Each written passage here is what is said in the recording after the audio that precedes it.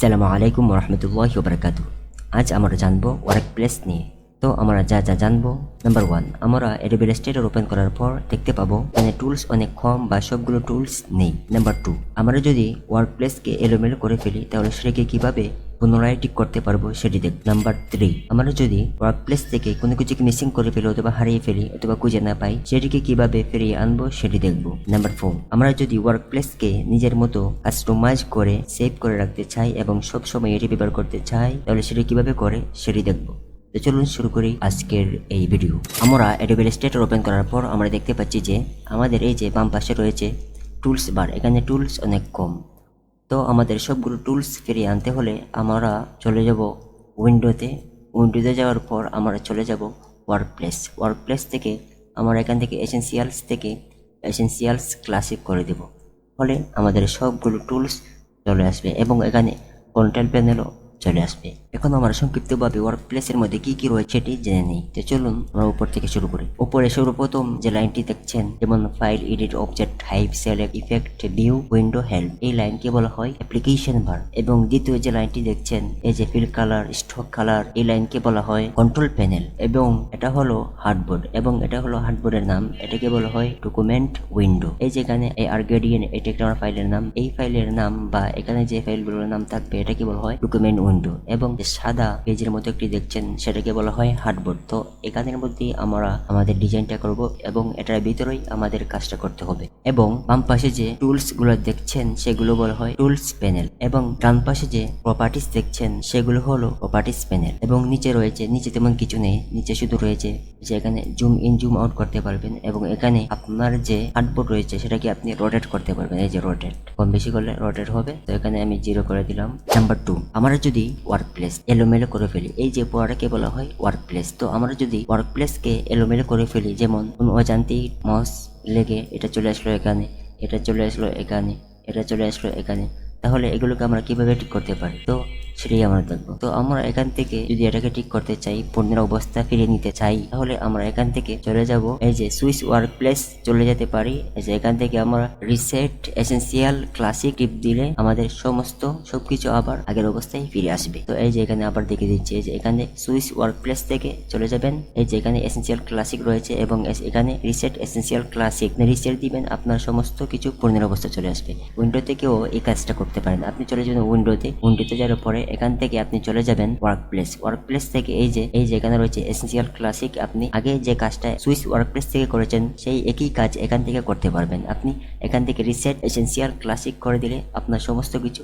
পূর্ণের অবস্থায় ফিরে আসবে। তো আপনার যদি কোনো কিছু এলোমেলো হয়ে যায় কোনো উপায়ের কারণে, আপনি চলে যাবেন এই যে উইন্ডো থেকে আপনি চলে যাবেন এই যে ওয়ার্ক প্লেস থেকে আপনি চলে আসবেন রিসেট দিয়ে দিবেন, তাহলে আপনার সমস্ত কিছু পূর্বের অবস্থায় ফিরে আসবে। নাম্বার 3, আমরা যদি ওয়ার্ক প্লেস থেকে কোনো কিছুকে হারিয়ে ফেলি অথবা মিসিং করে ফেলি অথবা খুঁজে না পাই, তাহলে আমরা সেটিকে কোথায় থেকে খুঁজে আনবো অথবা কোথায় থেকে খুঁজে পাবো এটাই আমরা দেখবো। তো আমরা যদি এখান থেকে কোনো কিছু ডিলিট হয়ে যায় অথবা এখানে প্রপার্টিস প্যানেল থেকে আমরা কোনো কিছু ডিলিট করে, ঘাবড়ানোর কোনো কারণ নেই। আমরা সবগুলো এই যে এখান থেকে ধরেন এটা লাইব্রেরিজ, আমি লাইব্রেরিজকে এখান থেকে ডিলিট করে দিলাম।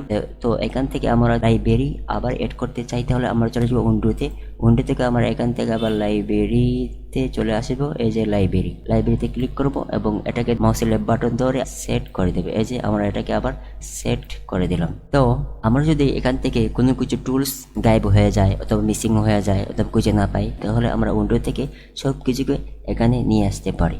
নাম্বার 4, ওয়ার্ক প্লেসকে নিজের মতো কাস্টমাইজ করে আমরা কিভাবে সেভ করে রাখতে পারি এবং এটা সব সময় আমরা এটা ব্যবহার করতে পারি। তো চলুন এই বিষয়টাই আমরা এখন দেখ। টুলস, এখানে বেসিক টুলস রয়েছে। আমরা এখান থেকে আরো যদি টুলস অ্যাড করতে চাই তাহলে আমরা চলে যাব উইন্ডোতে চলে আসার পর আমরা এখান থেকে এই যে টুল বার্স এখানে একটি ক্লিক করব। ক্লিক করার পর এই যে আমরা এখানে বেসিক রয়েছে, বেসিক থেকে অ্যাডভান্স করে দেবো, তাহলে আমাদের সমস্ত টুল এখানে অ্যাড হয়ে যাবে। তো ডান দিকে প্রপার্টিস, এখানে আমরা আমাদের আরো কিছু লাগে, তাহলে আমরা এই যে উইন্ডো থেকে আমরা প্রপার্টিস আরো অ্যাড করতে পারি। তো এখানে আমরা অ্যাড করার জন্য আমরা চলে যাব উইন্ডোতে আসার পরে প্রপার্টিস যোগ করার জন্য আমরা কালারে একটি ক্লিক করব, তাহলে আমাদের কালার এটি চলে আসবে। তো আমরা এখান থেকে এটি সেট করে দিতে পারি। তো এখান থেকে আমরা যে এখানে এটি ক্লিক করব, তাহলে এটা এখানে সিলেক্ট হয়ে গেল। তো এটা আমরা এখানে সিলেক্ট করে দিলাম। আর যদি আমরা আরো কিছু অ্যাড করতে চাই তাহলে আবার আমরা উইন্ডোতে আসবো। উইন্ডোতে আসার পরে তো আমি এলাইনে ক্লিক করব, তাহলে আমাদের এলাইনটা সামনে এসে গেল। তো এলাইনটা ধরে এখানে ধরবো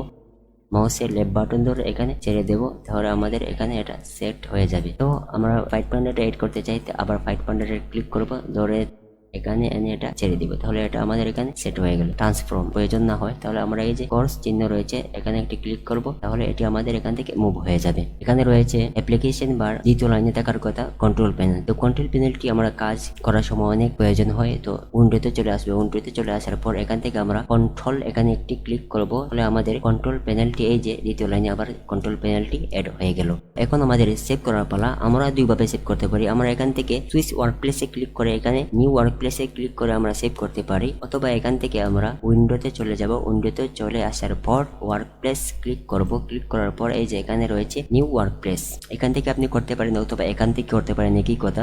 তো আমি নিউ ওয়ার্ক প্লেসে ক্লিক করব। ক্লিক করার পর আপনি এখানে একটি আপনার যেমন নাম দিয়ে সেভ করতে পারেন। তো আমি এখানে একটি নাম দিয়ে দিচ্ছি এআর দিয়ে আমি এখানে যদি ওকে বাটনে ক্লিক করি তাহলে আমাদের এটি সেভ হয়ে পড়বে। যে আমি ওকে বাটনে একটি ক্লিক করলাম, তো আমাদের এটি এখন সেভ অবস্থায় রয়েছে। উইন্ডোতে যাই, উইন্ডোতে যাওয়ার পরে এখানে ওয়ার্ক প্লেস যাওয়ার পরে যেখানে এই যে আমার এআর এটি সেভ অবস্থায় রয়েছে। তো এর আগে আমি আরো 3টি নামে সেভ করেছি, এই যে এখানে রয়েছে এআর এখন সেভ করলাম। এর পূর্বে আমি আর 2টি ওয়ার্ক প্লেস নিজের ইচ্ছা মতো সাজিয়ে গুজিয়ে সেভ করে রেখেছি। এই যে এখানে রয়েছে একটি এআর গ্রেডিয়েন্ট নামে একটি সেভ করে রেখেছিলাম, এটি এআর গ্রেডিয়েন্ট নামে আমি এভাবে সেভ করেছিলাম।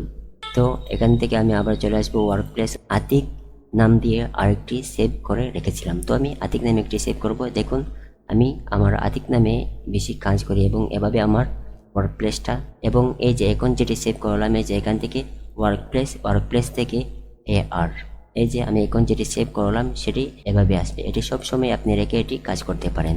আর আপনি যদি আপনার এটিকে আবার এলোমেলো করে ফেলেন তাহলে আপনি এই যে এখান থেকে যাবেন, এখান থেকে রিসেট এআর, অথবা এখান থেকে আপনি ওয়ার্ক প্লেসে যাবেন এবং রিসেট এআর দিলে আপনার আবার পূর্বের অবস্থায় চলে আসবে।